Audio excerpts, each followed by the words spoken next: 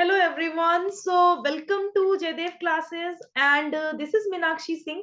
और आज हम लोग करने वाले हैं यहाँ पर ये जो बहुत ही इम्पोर्टेंट सेशन मैंने आप लोगों के लिए रखा है। तो ये सेशन है with toppers of JRF and net. तो 2022 के जो भी टॉपर्स रहे हैं तो इनके साथ में आप लोगों के लिए आज क्या कराने वाली हूँ, स्ट्रेटेजी हम लोग डिस्कस करेंगे कि क्या स्ट्रेटेजी होनी चाहिए बेसिकली। ठीक है, अगर आपको क्वालिफाई करना है कोई भी एग्जाम, ठीक है, चाहे वो नेट के लिए अगर आप प्रिपेयर कर रहे हो या फिर जेआरएफ के लिए प्रिपेयर कर रहे हो, तो चलिए सबसे पहले हम लोग चलते हैं इस बार की हमारी जो सबसे इम्पोर्टेंट स्टूडेंट रही है सौम्या यादव। तो सौम्या का इस बार जेआरएफ क्वालिफाई हुआ है। सौम्या आप अपना कैमरा जो है वो ऑन कर सकते हो बच्चे।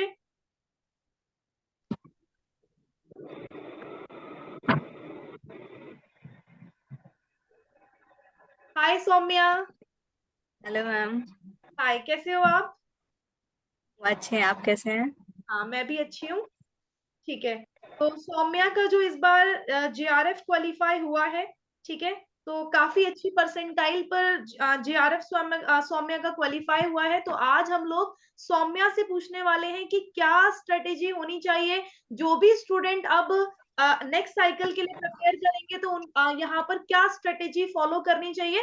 तो चलिए सौम्या आप बताना स्टार्ट करिए बच्चे, क्या स्ट्रेटेजी होनी चाहिए। Yes ma'am. हेलो एवरीवन, सबको मेरा गुड इवनिंग।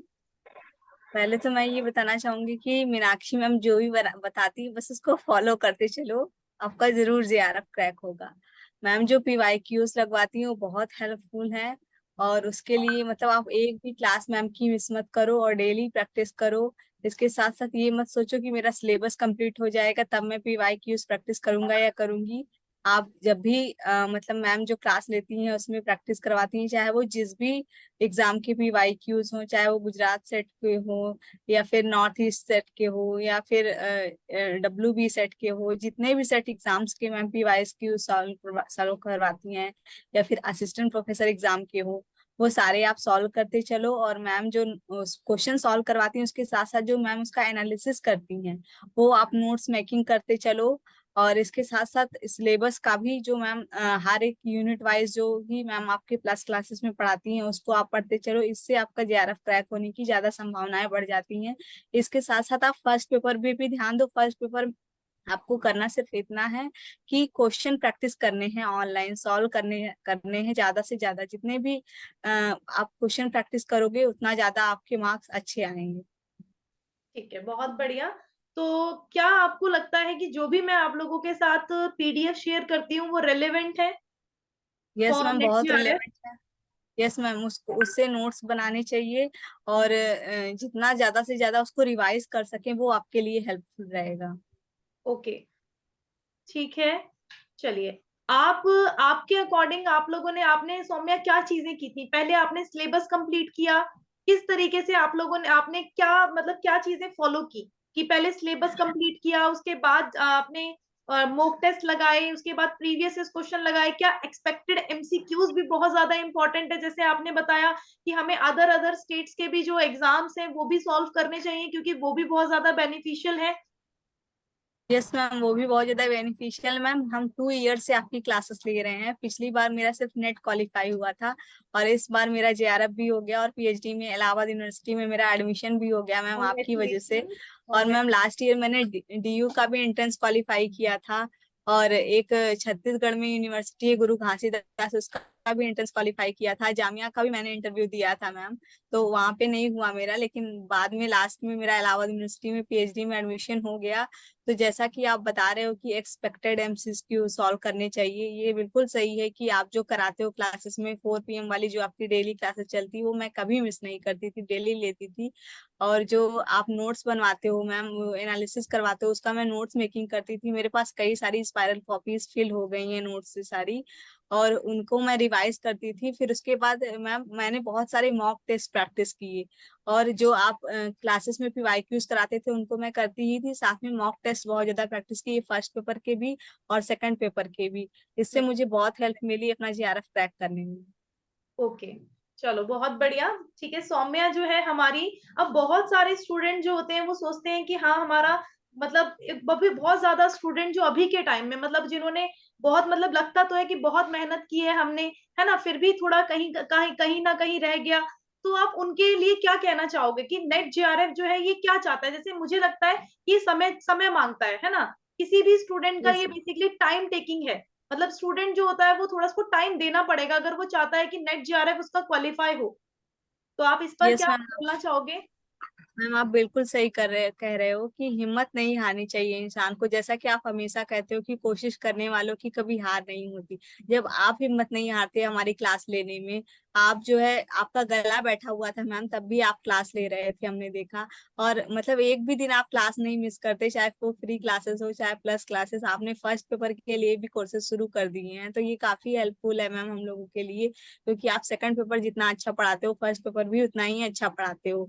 तो ये इसमें आपको कोर्सेज मैम, जो लोग प्रिपरेशन कर रहे हैं उनको, ये मैं 2 साल से कर रही हूँ मैम की रेगुलर क्लासेस ले रही हूँ, और एक भी दिन क्लासेस नहीं मिस किए, नोट्स भी बनाए।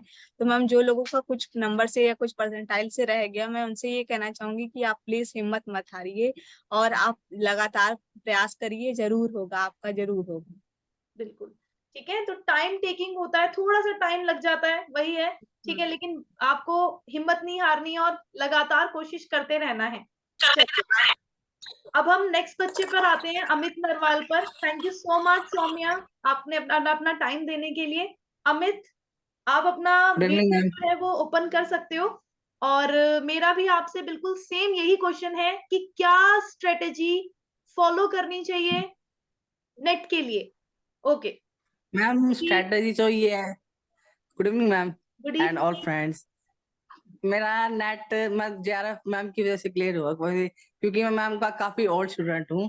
मैं यस आज से नहीं पढ़ रहा मैम से, मैं 2020 या 21 से पढ़ रहा हूँ।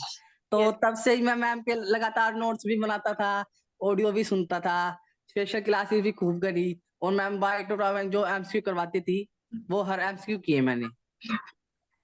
और स्ट्रेटजीज आपको ऐसी बनानी चाहिए, सबसे पहली बात डिसिप्लिन जरूर होना चाहिए। हम्म हम अक्सर ये देखते हैं कि हम आज एक काम कर लेंगे, दूसरे दिन कर लेंगे, तीसरे दिन कर लेंगे, लेकिन कभी कभी हम वो छोड़ देते हैं बीच में। तो वो छोड़ना नहीं है, वो डेली लगातार करना चाहिए। Very good. ठीक है, आपके अकॉर्डिंग आपने किन चीजों पर ज्यादा फोकस किया? आपके अकॉर्डिंग आपको ये लगता है कि हमारा पहली बात तो जैसे कोई भी कॉन्सेप्ट है ना, तो वो क्लियर होना हाँ। चाहिए। बहुत सारे स्टूडेंट जो होते हैं वो पर्टिकुलर जोर देते हैं कि एमसीक्यूज लगाओ एमसीक्यूज लगाओ, बट उनका कॉन्सेप्ट मतलब होता ही नहीं है क्लियर। तो बताइए फिर क्या ये रेलेवेंट होगा किसी भी पर्टिकुलर स्टूडेंट के लिए? क्या वो आगे चीजें कर पाएगा? नहीं मैम, क्योंकि अगर आप एग्जाम पास मान लो कर भी लोगे तो आपको पढ़ाना तो कंसेप्ट ही है ना। तो पढ़ाना कंसेप्ट कॉन्सेप्ट पहले ही है, क्लियर बिल्कुल। करना यस चाहिए। यस, जब कॉन्सेप्ट कंसेप्ट क्लियर क्लियर होना। हो जाएगा फिर एमसीक्यू कर लो। यस, साथ ठीक के है। साथ एमसीक्यू भी होते रहेंगे प्रैक्टिस। हाँ, इस तरह से और प्रैक्टिस करते हैं मैम। यस, और आपने हमने भी ऐसे क्या ही ट्राई जैसे किया। सौम्या की तरह आपने भी क्या प्रीवाई क्यूज या एक्सपेक्टेड एमसीक्यूज के लिए कॉपियां जो है वो फिल कर दी हैं भर भर के, उनके इंपॉर्टेंट इंपॉर्टेंट नोट्स लिख लिख के कि ये कॉन्सेप्ट इन्होंने दिया, ये कॉन्सेप्ट इन्होंने दिया? नहीं मैम, हमने तो ऑडियो और वीडियो भर रखे हैं सुन अच्छा, सुनकर, ऑडियो वीडियो, ठीक है ठीक है। हर किसी की क्योंकि देखो, ऑडियो वीडियो से ज्यादा याद होता है मैं हमें। इसीलिए ये मैं इसीलिए सेशन लेकर आई क्योंकि हमारे साथ जो है वो काफी सारे स्टूडेंट्स हैं, ठीक है, जो बेसिकली हमारे साथ जुड़े हुए हैं, और सबकी अपनी अपनी अलग अलग स्ट्रेटेजी है। किसी ने रजिस्टर भर रखे हैं, किसी ने अपनी ऑडियो वीडियो भरी हुई है, ठीक है, बार बार उनको फॉलो करना। ठीक है, और आप अपने अकॉर्डिंग क्या कहना चाहोगे कि पेपर 1 और पेपर 2 के लिए किस तरीके से ज्यादा फोकस किस पे करना है, और क्या बैलेंस बनाकर चलना है? जीआरएफ के लिए, नेट के लिए क्या ज्यादा मतलब इम्पोर्टेंट है? मैम वैसे तो पेपर 1 में बेसिक 30 to 40 के भी स्कोर आ जाए आपका तो काफी है। बट हम्म पेपर 2 को स्ट्रॉन्ग जरूर करना चाहिए, क्योंकि वो आपको ज्यादा तक खींच सकता है। यस, पेपर पेपर 1 टू में 30 to आपका। 40 तक बैलेंस है, तो बैलेंस दोनों में इतना तो करना ही चाहिए। हाँ, बैलेंस दोनों में करना चाहिए। बहुत सारे बच्चे जो होते हैं वो पेपर 2 पे ही ध्यान देते हैं, पेपर 1 पे बिल्कुल वो नो एग्जाम के मैम, टाइम, फिर एग्जाम तो के 2 महीने पहले उसे उठा के देखते हैं। तो क्या ये सही है? क्या वो नहीं अपना मैम, गोल बिल्कुल अचीव भी ठीक कर नहीं लेंगे? है। यस, ऐसे तो दिक्कत हो जाएगी मैम लास्ट में। ठीक है। लास्ट में आपने नहीं किस कर पाएंगे तरीके से, पेपर 1। आपने क्या फॉलो किया था? आपने किस तरीके से चीजों को मेंटेन किया पेपर 1 एंड पेपर 2 मैम में? हम डेली बेसिस पर पेपर 1 पेपर 2 पढ़ते थे, और डेली बेसिस पर ही एमसीक्यू किए हमने, चाहे बेशक 50-50 क्यों, पर डेली किए एमसीक्यू भी और पेपर 1 पेपर 2 भी। और क्लासेस भी हम सुबह सुन लेते थे, अगर सुबह नहीं सुन पाते तो शाम को सुन ली। कभी कभी हो जाता है मैम रिकॉर्डेड भी सुन पाते हैं ना, क्योंकि लाइव भी नहीं आ पाते हम, और भी काम हाँ हो जाते हैं। बिल्कुल इस वजह बिल्कुल से हम दो आज शाम को जरूर करते थे, हम पेंडिंग वर्क नहीं छोड़ते थे मैम कभी भी, बिल्कुल, ये क्योंकि बहुत पेंडिंग ज्यादा होता है फिर वो इम्पोर्टेंट। लोड्स बढ़ जाता है। यस, लोड बढ़ जाता है। ठीक है, बहुत इंपॉर्टेंट बात कही गुरमीत ने। देखो, अगर आपको नेट जेआरएफ तक पहुंचना है तो आपको टोटली क्या होना पड़ेगा, आपको समय का पाबंद होना पड़ेगा। आप ये नहीं सोच सकते कि मैं कल कर लूंगा, मैं परसों कर लूंगा, मैं इस दिन कर लूंगा, क्योंकि वो दिन फिर वापस कभी नहीं आएगा, है ना। वो दिन वापस फिर नहीं आ पाता है। चलिए, बहुत बढ़िया। और गुरमीत, आपको लगता है कि जो मेरे नोट्स हैं वो रिलेवेंट हैं फॉर नेट एंड जेआरएफ? जी मैम, काफी अच्छे नोट्स हैं आपके, हमने अच्छे से पढ़े। अभी भी हमारे पास काफी बंडल पड़े हुए बने हुए, और कुछ पीडीएफ भी हैं। मतलब बहुत सारी पीडीएफ जो हमने निकलवाई ही नहीं है, कुछ बनाए हुए हैं हमने आपके उनसे ही, जो आप बोलते थे, छोटे छोटे पॉइंट्स भी बोलते थे। और यस। एक एक थिंक एक एक वैसे काफी हम जो सेट के एग्जाम है वो भी दिए, उसमें भी हमने देखा आपके क्वेश्चंस को। तो काफी कहेंगे अच्छे नोट्स है मैम आपके। ठीक है, ओके। चलिए, अब हम चलते हैं। Thank you so much Gurmeet. और अब हम थैंक नेक्स्ट यू पे मैम। चलते हैं। और नेक्स्ट है हमारी कुसुम। कुसुम, आप अनम्यूट कर सकते हो और अपना वीडियो भी ऑन कर सकते हो। और वही आपसे सेम मेरा क्वेश्चन है कि क्या स्ट्रेटेजी रही आपको अपने गोल को अचीव करने में।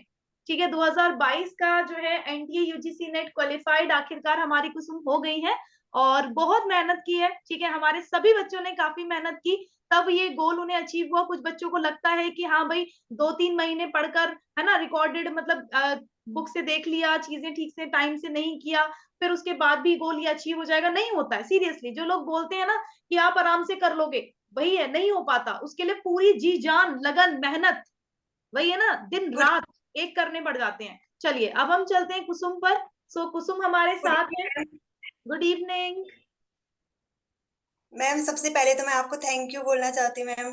ढेर सारा जो आपने हमें इतना सपोर्ट किया, और नालायक नालायक बोल के हमें लायक बनाया मैम आज। हम तो क्लास में बस गप्पे मारते रहते थे, और जितना आपने डांटा वो आज काम आ गया ma'am. Thank you so much उसके लिए। क्या मैम स्ट्रेटेजी रही कुसुम आपकी नेट एनटीए यूजीसी नेट को क्वालिफाई करने की? मैम ये जर्नी बहुत लंबी होती है, इसमें ऐसा नहीं है कि आज हम कुछ भी टाइम टेबल बनाएंगे और वो हम फॉलो कर पाएंगे। बहुत टाइम ऐसा होता है हम डिमोटिवेट हो जाते हैं, और कहीं कहीं पे होता है टाइम टेबल तो कभी फॉलो ही नहीं होता मैम। जो भी बनाया रहता था कुछ टाइम बाद फिर से बिगड़ जाता है वो टाइम टेबल, ऐसा लगता है कि अब नहीं होगा, अब नहीं होगा मैम।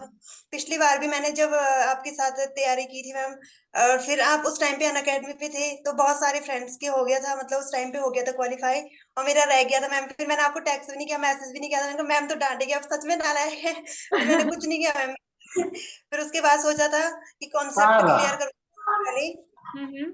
फिर काला कॉन्सेप्ट ज्यादा ध्यान दिया। फैक्चुअल मैंने सोचा था एग्जाम के कुछ टाइम बात पहले ही उस पर दूंगी। सब बच्चे म्यूट रखें, सब बच्चे, बाकी बच्चे म्यूट रखेंगे, और सिर्फ कुसुम अनम्यूट रखेगी।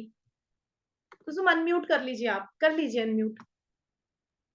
यस। मैम उसके बाद कॉन्सेप्ट पे ध्यान दिया, और जितना भी टाइम मिलता था मैम आपकी वीडियोस जितनी भी अगर आपकी लाइव क्लासेस भी नहीं होती थी रिकॉर्डेड, जितनी भी आपकी मैराथन क्लासेस होती थी मैम, सारे हम देखते थे। बार बार जितना भी टाइम मिलता था हम रिकॉर्डेड सुनते थे, और हेडफोन लगा के, जब अगर मैम लाइव ना हो तो हम हेडफोन से सुन लेते क्लासेस मैम। और ओके। फिर उसके बाद आप अनअकैडमी आपने लेफ्ट कर दिया था, तो आप वाइस पे चले गए थे मैम। फिर मेरा सब्सक्रिप्शन रह रखा था, तो मैं वाइस पे नहीं आ पाई, लेकिन मैम जितने भी आपकी अनअकैडमी पे क्लासेस होते थे मैं सब देखती थी मैम फिर भी। तो चलो, लगता नहीं था कि आप अनअकैडमी से चले गए। चलो कोई नहीं, अभी भी मैं हूँ आप लोगों के साथ। आपकी स्पेशल क्लासेस जो मैं यूट्यूब क्लासेस लेती हूँ 4 PM, ठीक है, तो आप मेरी क्लास में डेली आए हो, मैंने नोट किया है। ठीक है, आप मेरी क्लास में कभी कभार होता था कि कभी नहीं आए, बट डेली आते थे मेरी क्लास में, जो यूट्यूब क्लास होती थी 4 PM फ्री क्लासेस। ठीक है, तो क्या अच्छा। उससे वो बेनिफिट है? क्या अगर हमारे फ्री यस लर्नर्स उसको फॉलो करें तो मैम। क्या वो बेनिफिशियल होंगी? यस मैम, उसमें क्योंकि आप बहुत सारे मिक्स क्वेश्चन कराते थे, कहीं से रैंडमली कुछ भी आ जाता था मैम। वो सबसे बेस्ट होता है, अगर आपकी लाइव क्लास कभी मिस हो जाती है उसको रिकॉर्डेड में कर लो, लेकिन जो शाम की 4 बजे होती है वो लाइव देखा करो, क्योंकि उसमें बहुत सारे कॉन्सेप्ट मैम करवाती है, और साथ साथ मिक्स क्वेश्चन आ जाते हैं बहुत सारे, तो वो बहुत बेनिफिशियल है मैम। ओके। पेपर 1 पेपर 2 में क्या, कैसे, किसको वेटेज देनी है? मैम क्योंकि हमारा पेपर 2 बाद में हमें तो पढ़ाना एक्चुअली में वही होता है, तो अपना पेपर 2 स्ट्रांग करना चाहिए। और अभी एग्जाम के तरीके से देखें तो मैम एग्जाम क्लियर करने के लिए आपको पेपर 1 भी आना चाहिए। तो मैथ जिसमें डर लगता है आपको, अभी टाइम है तो वो क्लियर वो करना चाहिए कवर अभी। Yes, ठीक है, आप मैं ये तो नहीं लास्ट करते। हाँ बोलो बोलो, आप बोलो। बच्चे ऐसे करते हैं मैम, हम भी करते हैं मैम कि लास्ट टाइम पे देखते हैं अभी मैथ में डर लग रही है, तभी हम उसकी क्वेश्चन लगाते हैं, फिर लगता है कुछ नहीं आ रहा कुछ नहीं आ रहा। नहीं तो आ अभी रहा फिर। टाइम है तो हाँ, थोड़ा थोड़ा कर स्टार्ट कर दो। यस, ठीक है, अगर अभी अभी आपके पास टाइम है, क्योंकि देखो अभी टाइम जो है अभी नेक्स्ट अभी एप्लीकेशन फॉर्म भी नहीं आए हैं, है ना, तो अगर आप अभी से करना स्टार्ट करोगे, जो भी आपका वीक पोर्शन है, तो वो अगर आप लगाना स्टार्ट करोगे अकॉर्डिंग टू कुसुम, तो ये बेसिकली आपका तब तक हो जाएगा जब तक आपका एग्जाम होना है। ठीक है, अगर आप तुरंत निकाल के बैठोगे तो आप अपने आप को डिमोटिवेट कर लोगे कि आपको कुछ भी नहीं आता, आप जीरो हो, है ना। और जब ये यस, फीलिंग आती है तो हमें आते हुए भी क्वेश्चंस क्या करते हैं, हम गलत रॉन्ग कर करके देते हैं। आते हैं। यस, रॉन्ग करके आते हैं, क्योंकि हम खुद ही कॉन्फिडेंट में नहीं होते, हम खुद ही कॉन्फिडेंशियल नहीं होते, है ना। Yes ma'am.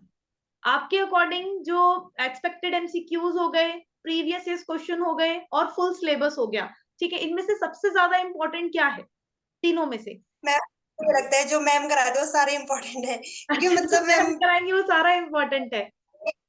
यस मैम, जो भी पेपर में आते हैं ना तो लगता था अच्छा ये भी मैम ने करा दिया, ये करा दिया। और जो आर्टिकल्स आपने जो रटवाए थे मैम, डीपीएसपी, वो तो ऐसे माइंड में घूम रहे थे उस टाइम पे, कहीं से भी आ जाए अच्छा ये तो गलत हो यस, मैम। और जो अभी ट्रिक्स रूम कौन ट्रिक्स बताइए, आपकी जो रही होंगी, है ना, जो मैंने ये ट्रिक्स रूम आप बताइए। लोगों की कराई थी, यस मैम। हाँ, तो वो भी आपके मतलब एग्जाम में ऐसा रहा कि एकदम ट्रिक याद आई कि अरे ये ट्रिक से हो यस, जाएगा इसका, तो ट्रिक क्यों इस मैंने पूछे? मैम इस टाइम जो फर्स्ट पेपर हमारा आ रखा था फर्स्ट शिफ्ट में, तो सारा कॉन्सेप्चुअल था मैम। अगर ट्रिक याद नहीं होगी तो शायद बहुत सारे बच्चे फंस गए होंगे उसमें। तो अगर जिसने मैम की ट्रिक फॉलो करी होगी तो वो बहुत इजी था मैम। कॉन्सेप्चुअल तो था लेकिन एक ही, अगर आप एक पहचान रहे हो कि ये गलत है तो पूरा क्वेश्चन बन रहा था मैम। तो मेरा सेकंड पेपर इस बार बहुत अच्छा हो गया था मैम। ठीक है, तब मैम ये मैंने सारी ट्रिक्स, मैम मैंने ट्रिक्स वहां पे पेपर पे ना मैं सारे लिख रही थी कि एमबीबीएस टिन एमबीबीएस टिन वगैरह। बगल वाले देख रहा था कि लिख क्या रही लड़की, ऐसा कि तो कुछ आया नहीं रखा सेकंड पेपर में सारा अच्छा, लिख दे। चलो ठीक है, बहुत अच्छी बात है। देखो यहाँ पर आप लोगों के लिए ट्रिक्स भी बहुत ज्यादा इंपॉर्टेंट है। अगर आप ट्रिक्स याद रखोगे तो आप तुरंत अपने बिल्कुल आप अपने जो आंसर है, जो एक्चुअल आंसर है उसमें कि राइट आंसर आप तुरंत पकड़ लोगे, है ना। ये टाइम भी क्या रहेगा, टाइम भी बहुत कम लगेगा आपका। चलिए, थैंक यू सो मच कुसुम, और अब हम चलते हैं नेक्स्ट स्टूडेंट पे। तो नेक्स्ट स्टूडेंट है हमारा रोहित। रोहित, आप अपना कैमरा ओपन कर सकते हो और अनम्यूट कर सकते हो आप।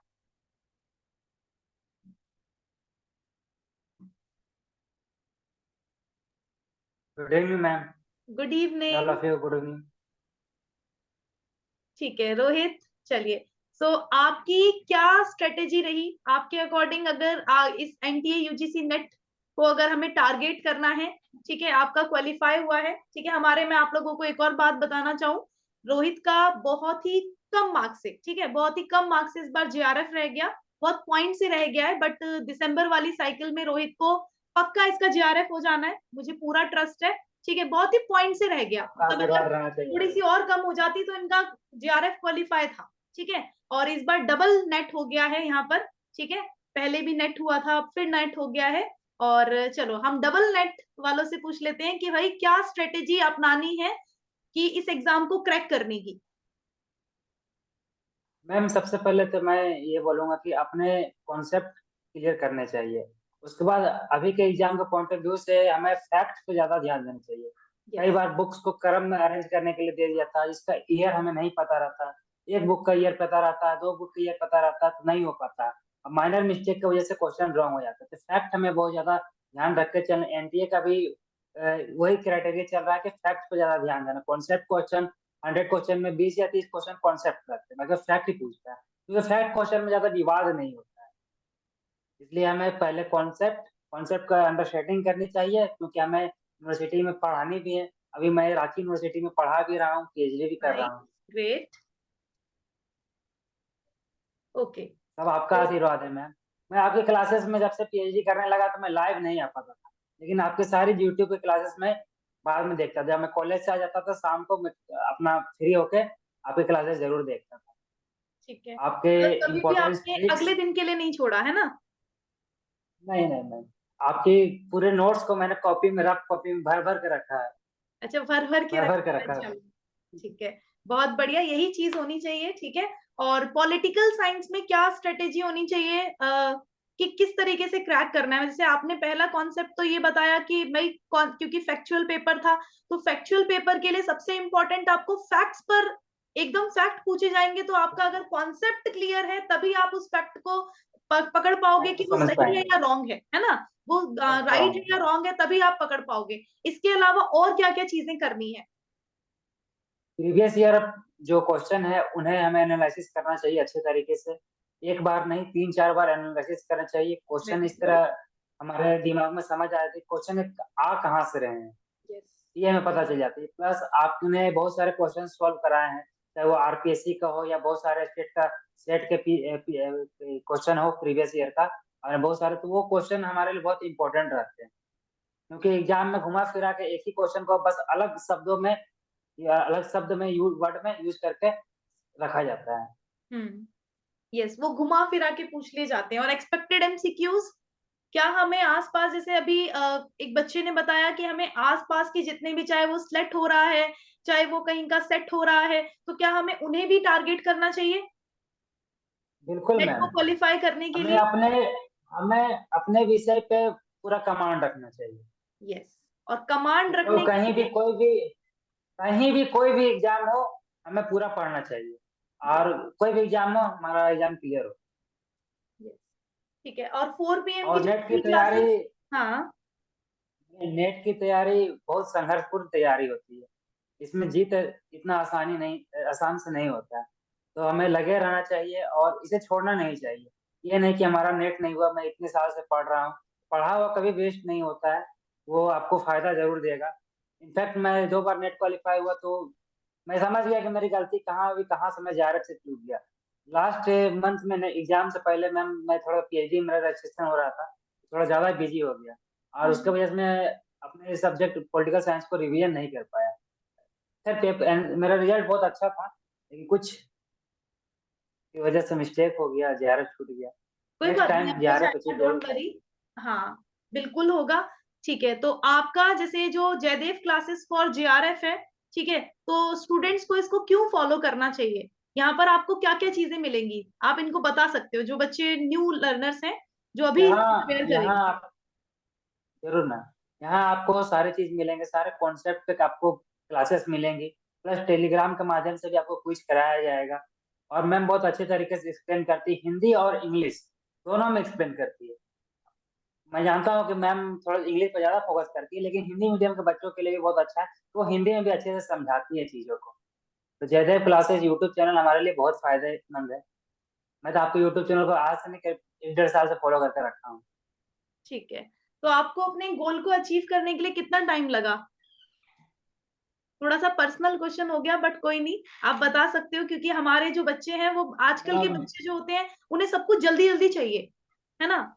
और हम मैम भी करीब करीब जल्दी मेरा, सीखते हैं। जरूर मैम, मैं सीरियसली हो 1.5 साल से पढ़ रहा हूँ, सीरियसली होकर 1.5 साल से पढ़ रहा हूँ। 1.5 साल 2019 में मेरा से। पीजी कंप्लीट हुआ, हाँ हम्म, 2019 में मेरा पीजी कंप्लीट हुआ। उसके बाद मैं नेट उट के बारे में नहीं जानता था। मतलब स्कॉलर आए, वो बताए कि तुम लोग नेट के एग्जाम क्यों नहीं देते, तो मैं सोचा कि नेट के एग्जाम होता क्या है, मुझे मालूम नहीं था। अभी जिस तरह बच्चे लोगों को क्रेज है नेट का, हमारे टाइम में वैसा नहीं था, हमारे रांची यूनिवर्सिटी में नहीं था। सब बस पीजी एक डिग्री के लिए करते थे। लेकिन मुझे उन्होंने सलाह दी तो मैं अरिहंत का बुक ले आया, मोटा सा, हम्म, और उसको पढ़ने लगा।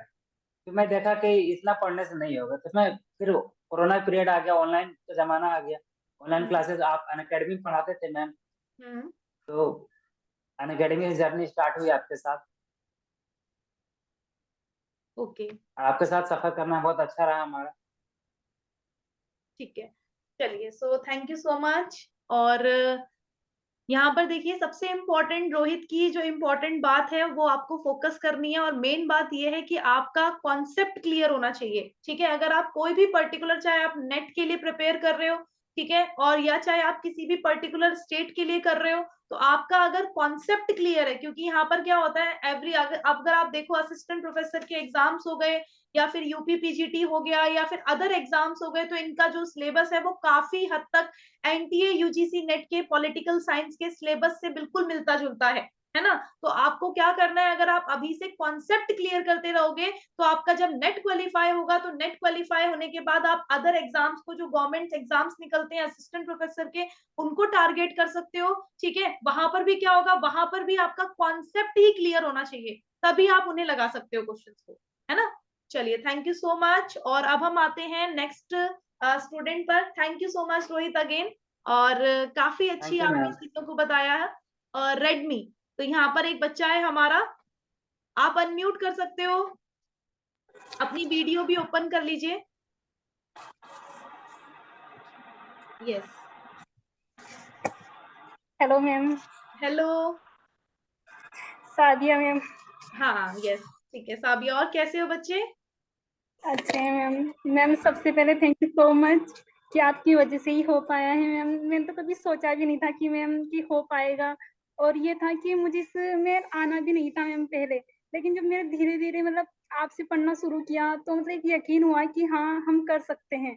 तो मैम मैंने तो यही सोचा था कि बस एम ए बीएड करना है और कोई टीचर वगैरह कर लेंगे, बस हाँ, ये था मैम। लेकिन जब आपको फॉलो किया तो मतलब लगा कि हाँ पढ़ना चाहिए, हो जाएगा, मतलब एक यकीन डेवलप हुआ मैम। तो मैम सबसे पहले तो थैंक यू सो मच आपको कि आपकी वजह से ही हुआ है। इवन मैम मेरे घर वाले भी आपको जानते हैं अच्छे से, और मतलब उनकी तरफ से भी आपको बहुत बहुत thank you ma'am. Thank you अभी मैंने अपने थैंक यू पापा को थैंक यू। बताया हाँ, कि मीनाक्षी मैम के साथ मीटिंग है, तो वो भी बहुत खुश थे कि अच्छा उनको भी थैंक यू बोलना है मेरी तरफ से। तो मैम ये था कि पिछली बार मेरा रह गया था मैम। मैंने सीरियस होके 2021 से ही शुरू किया था, तो उस टाइम मैं आपको ही फॉलो करती थी। तो मैम लास्ट टाइम मेरा था 94 परसेंटाइल आया था मेरा। 6% तो से रह गया था। कट हाँ, हाँ जी, तो कट ऑफ 90 पे ही था, लेकिन मैम मैंने फॉर्म ही गलत फिल किया था। तो ये तो यस। मैं स्पेशली शेयर करना चाहूंगी मैम, क्योंकि इतनी मेहनत करते हैं उसके बावजूद अगर रह जाता है मैम। मुझे आज भी याद है कि 19 फरवरी को हमारा रिजल्ट आया था, मतलब मैं यस, इतना रोई हूँ उस दिन, इतना रोई हूँ मैम कि आई कांट एक्सप्लेन। ये इस था बार मैम काफी कि बच्चे जिनका नेट जेआरएफ नहीं हो पाया, ठीक है, तो आप उन्हें भी बताना, आप अपना एक्सपीरियंस जैसे आप शेयर कर रहे हो कि इतने हाँ रोए, जी, उन्होंने भी काफी सारी बाल्टियां और टब भर दिए होंगे, है ना, रो रो के। और अभी भी वो सोचते होंगे कि यार क्विट कर दें, करें या ना करें, है ना, क्योंकि बहुत ज्यादा ताकत चाहिए होती है, बहुत ज्यादा पावर चाहिए यस होती है मैम। अपने आप को दोबारा से स्पेंड करने में, कि हाँ नहीं अब हाँ हम जी नेट ही करनी है, नेट ही करना है ना। इतनी मेहनत, बच्चा सोचता है कि इतनी मेहनत की, कहाँ रह गया, कहाँ क्या हुआ। साबिया का मुझे बिल्कुल याद आया, क्योंकि एक बच्ची है ना, उसका रह गया था कुछ पॉइंट से, लेकिन साबिया का मुझे याद आया कि इसने कैटेगरी, आई थिंक इसने गलत फॉर्म भर दिया था, जिस वजह से यस इसका मैम। रह गया। हाँ, ठीक है, तो यहाँ पर आप बताना स्टार्ट करिए साबिया। तो यही मैम मैं सबसे पहले यही बताऊंगी कि यदि सबसे पहले तो फॉर्म ही होता है मैम कि जो अच्छे से भरे, क्योंकि जो गलती मैंने की है मैं नहीं चाहती कि किसी भी स्टूडेंट का रुके, क्योंकि मुझे पता है उस दुख को मैंने झेला है मैम, कि मतलब होने के बावजूद भी कट ऑफ बिल्कुल अच्छे से क्लियर हो रहा था, फिर भी उसके बाद नहीं हुआ। तो ये था मैम कि मतलब ये तो यही कहना चाहूंगी कि सबसे पहले तो फॉर्म अच्छे से फिलअप करे, क्योंकि लास्ट ईयर मेरे साथ यही हुआ था। और दूसरा मैम मुझे आपकी वजह से ही मतलब हो पाया है, क्योंकि आपकी क्लासेज से मुझे काफी हेल्प मिली है। और मैम आप सबसे अलग इसलिए हो क्योंकि पीवाई के तो सभी करा देते हैं, इसके अलावा लेकिन आप क्या हो कि सेट के पेपर्स, पीएचडी एंट्रेंस एग्जाम या किसी प्रोफेसर वगैरह के जो पेपर सॉल्यूशन कराते हो, उससे मतलब काफी बेनिफिट होता है मैम। और मैम मेरे पास अभी 10 रजिस्टर भर चुके हैं, अच्छा, और 10 अभी रजिस्टर आपने भर दिए हैं? जैसे सबके कीवर्ड्स लिख रखे हैं, मतलब हर टॉपिक के कीवर्ड्स है मेरे पास, पर्टिकुलर थिंकर्स के, यानी मेरे पास अभी 10 रजिस्टर भर चुके हैं। और मैम अभी मैंने फर्स्ट ग्रेड का एग्जाम दिया था राजस्थान का, तो ओके, मैंने उन्हीं को रिवाइज किया, तो मतलब बहुत अच्छा स्कोर हो रहा है कि आई होप कि हो जाए मेरा, अभी बिल्कुल रिजल्ट होगा, नहीं बिल्कुल आया। होगा। यस। और इसके अलावा मैंने यहाँ का रीट भी दिया था राजस्थान का ही, वो मेरा प्री क्लियर हो गया। अब मेरा मेन से फरवरी के अंदर कि अरे मतलब वाह, उसमें भी हो जाए। हो ये जाएगा है हो मैम। जाएगा बिल्कुल। देखो, ऐसे ही और आपने, जैसे साबिया काफी मेहनत की है साबिया ने, और बाकी सिर्फ नेट को ही नहीं करके वो बाकी सारे दूसरे भी, जैसे जो हमारे बिल्कुल सेम है, ठीक है, जैसे अभी हमारा अमित भी है, तो अमित नरवाल अभी बेसिकली गुजरात सेट भी देकर आया है, ठीक है, मुझे बताया था, और गुजरात सेट भी अभी देकर आया बेसिकली।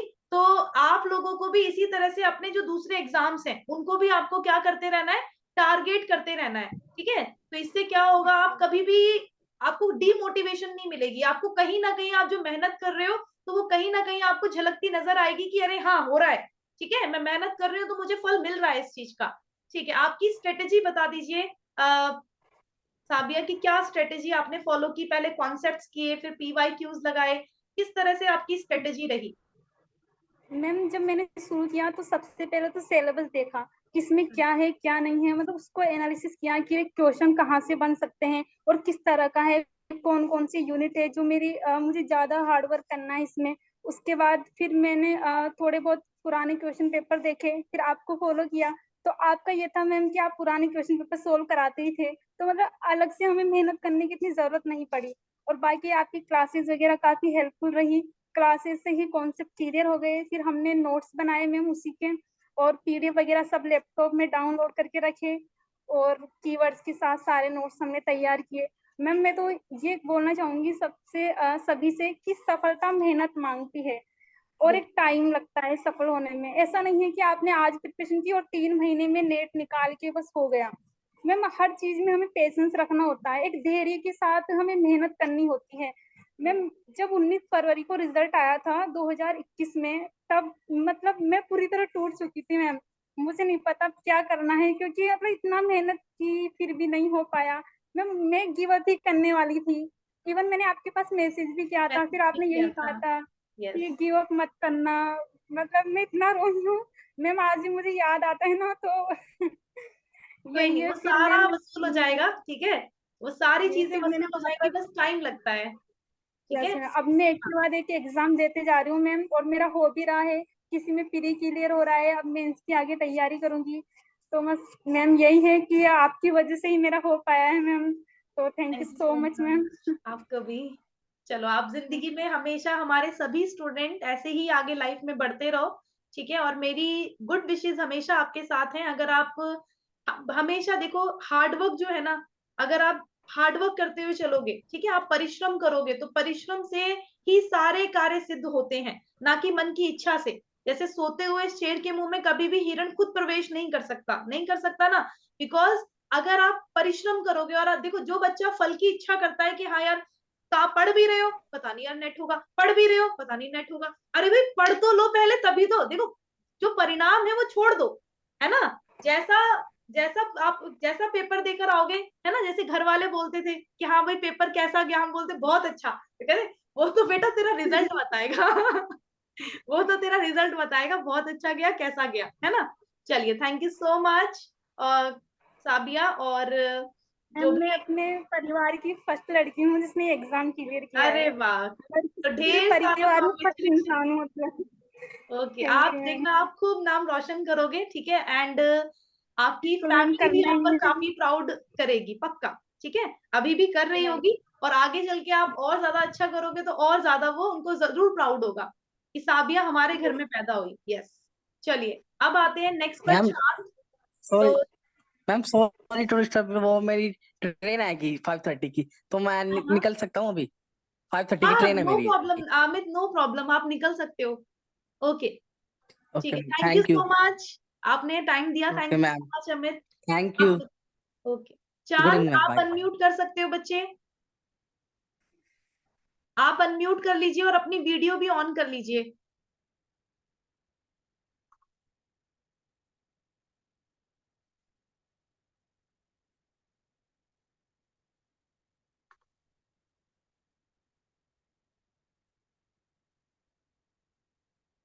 ओके, आई थिंक शायद कोई दिक्कत आ रही होगी, ठीक है। ओके, हम वापस आते हैं सौम्या पर। सौम्या, आपको मेरी आवाज आ रही है? यस मैम, आ रही है। ओके, हमारे पास सिर्फ 4 मिनट्स है, तो 4 मिनट्स में आप स्टूडेंट से, जो स्टूडेंट, जिन स्टूडेंट्स का नेट GRF नहीं हुआ है, मैं चाहती हूँ कि आप उनको थोड़ा सा बताओ, थोड़ा सा उनको मोटिवेट करो कि क्या करना है, ठीक है, और वो कैसे अपने इस गोल को अचीव कर लेंगे। मैम देखिए, जैसा कि साविया ने कहा कि पेशेंस बहुत जरूरी चीज है, मैम ये सच बात है कि किसी भी एग्जाम को क्रैक करने के लिए पेशेंस सबसे जरूरी चीज है। पेशेंस के साथ साथ डिसिप्लिन भी बहुत ज्यादा जरूरी चीज है। मैम जैसे मैं आपकी लाइव क्लासेस नहीं ले पाती थी तो रिकॉर्डेड क्लासेस उसी दिन जरूर देख लेती थी, और जो भी मैम आप सॉल्व करवाते थे उनका मैं नोट कर लेती थी, और एनालिसिस करने के साथ साथ जो आप उसमें बताते थे और भी फैक्ट्स, उसको मैं नोट करके दोबारा उसको पढ़ने की कोशिश करती थी ताकि मेरा अच्छे से रिविजन हो जाए और वो चीजें माइंड में सेट हो जाए। तो मैम जिन लोगों को नहीं क्रैक हुआ, मैम कुछ नंबरों से रह गया, मैम उनसे यही कहना चाहूंगी कि प्लीज आप हिम्मत मत हारिए, और अगर कोई भी कहता है आपसे कि आपका नहीं हो पाएगा या आप खुद भी डिमोटिवेट हो जाते हो, तो सिर्फ एक बार मीनाक्षी मैम की वो बात याद कर लेना कि जो जब आप कहते हो मैम कि आप सबसे अपने उन सबसे बुरे दिनों को याद करना जिसमें आपको लगता है कि ये मेरे सबसे बुरे दिन थे और लोगों ने उस समय मुझे क्या क्या कहा था। तो अब आपके पास वो टाइम है कि आप उन बुरे दिनों से लड़ सको, और बुरे दिनों से लड़ने के लिए आपको कुछ अच्छा करना पड़ता है। अगर आप अच्छा करना चाहते हो तो जरूर आप मेहनत करते रहो, और देखना आप एक दिन जरूर सक्सेस होगे। क्योंकि मेरी 2 साल की जर्नी रही मैम आपके साथ, क्योंकि पहली बार में सिर्फ नेट ही क्लियर हो पाया था मैम।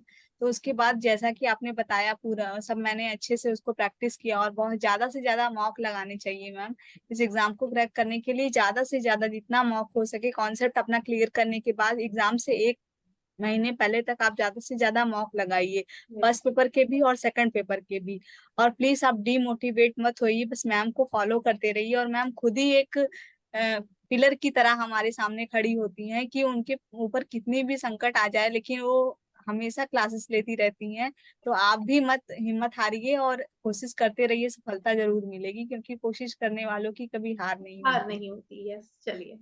तो thank you so much everyone. और मैं और एक चीज ये भी कहना चाहूंगी कि जैसा कि मैम आप इंग्लिश के लिए बताते हो, तो इंग्लिश को प्लीज आप एक बाधा की तरह मत लो, उसे अच्छे से पढ़ो। और मैम मैं हिंदी मीडियम की स्टूडेंट रही हूँ, लेकिन जब मैंने नेट दिया, नेट मेरा क्लियर हुआ और इस बार जेआरएफ जब क्लियर हुआ मैम, तो दोनों बार मैंने इंग्लिश में क्वेश्चन अटेम्प्ट किए। अरे क्योंकि मैम बहुत बढ़िया। इंग्लिश में चीजें ज्यादा उसको पढ़ेंगे आप तो उसमें कम टाइम लगता है और अच्छे से क्लियर हो जाएगा। और Yes. जब मैम फर्स्ट पेपर होता है उसकी इंग्लिश इतनी हिंदी इतनी टफ होती है कि वो पढ़ने में ही आधा टाइम निकल जाता है। और जब आप इंग्लिश को फोकस करने लगोगे, इंग्लिश पे देखने लगोगे, तो आपको चीजें जल्दी से समझ में आने लगेंगी। और मैम अपना सिनॉप्सिस भी मैंने हिंदी में बनाया था, फिर इंग्लिश में बना के मैम सबमिट किया। इससे सब आपकी वजह से हुआ ma'am. Thank you so much ma'am. Okay, चलो, थैंक यू सो मच, और बहुत जैसा कि अच्छी बात है। हाँ। साबिया ने कहा मैम कि उसकी फैमिली जानती है, मेरी फैमिली भी आपको जानती है मैम। और ये मेरा मेरा जो मैंने एग्जाम दे के आया तो मेरा भाई पूछता एग्जाम कैसा हुआ, मैंने कहा बहुत अच्छा हुआ। कहा ठीक है, रिजल्ट आएगा तो मीनाक्षी मैम को जरूर बताना। ओके। चलिए। सो इंग्लिश देखो, यहाँ पर हमारे जितने भी स्टूडेंट्स हैं, तो हिंदी वाले स्टूडेंट्स के लिए बहुत इंपॉर्टेंट जो एक रिकमेंडेशन हमारे स्टूडेंट्स ने दी, ठीक है। तो ये रिकमेंडेशन ये है कि आप क्या करो, आप हिंदी में करते हो, ठीक है, आप इंग्लिश को भी देखो। इससे क्या होगा, टाइम बहुत कम लगेगा और बहुत ज्यादा आप इंग्लिश वाले बन जाओगे, ठीक है। हिंदी और इंग्लिश, मैम इंग्लिश, है ना, इंग्लिश वाले बन Yes, जाते हैं। यस। मैम यस, बोलिए चांद। मैम मैम कुसुम मैम, मैं लास्ट में ये कहना चाहती हूँ, जो भी बच्चे डिमोटिवेट कभी फील करते हैं तो आप एक बार मैम को देखो, मैम कितना मेहनत करती है, प्लस वालों को तो करती है, और जो बच्चे स्पेशल वाले होते हैं, जितने भी क्वेरीज होती है मैम सारे सॉल्व करवाती है। और स्पेशल में जितनी क्लासेस, लास्ट टाइम तो मैम एग्जाम से पहले जितनी क्लासेस आपने प्लस वालों को दी उससे ज्यादा तो स्पेशल वाले बच्चों के लिए दी थी मैम। और मैम कभी कभी जैसे बहुत डिमोटिवेट फील करते मैम, मैं कुछ लिख देती थी अपने टेबल पे कि मुझे करना है, इस बार करना है, नहीं तो फिर मैम तो बोलेगी तो सच में ही नालायक मैम। मैं तो हमेशा ये सोचती थी मैम, मैं 2 लाइन सुनाती हूँ मैम, वो हाँ हाँ, वो भी बिल्कुल दिखाया। बिल्कुल। यस। ये मत कहो खुदा से मेरी मुश्किलें बड़ी है, इन मुश्किलों से कह दो मेरा खुदा बड़ा है। लाएगी रंग मेहनत आखिर तुम्हारी एक दिन, होगा विशाल तरवर ये बीज जो पड़ा है। सॉरी मैम, आवाज अच्छी नहीं है लेकिन नहीं नहीं, लाइन बहुत बहुत। अच्छी है, बहुत अच्छी है। चलिए, थैंक यू सो मच। इसी लाइन के साथ अब हम आज की क्लास को फिनिश करते हैं। आज का सेशन जो रहा। मैम बस एक लाइन हम कहना चाहेंगे हाँ मैम, हाँ, बिल्कुल। खुद से लिखती हूँ हाँ थोड़ा हाँ, तो उन तो लोगों के बिल्कुल, लिए। और क्या, बोलिए। जब आप खुश हो तो ये मत भूलना, जब आप खुश हो तो ये मत भूलना कि आपका गम आपकी खुशी को रास्ता देता है। तो अपने गम को कभी मत भूलना और उसे साहस बनाना और मुट्ठी बांधना और हिम्मत से उस मुट्ठी को भींचना और एक बार फिर उठ खड़े हो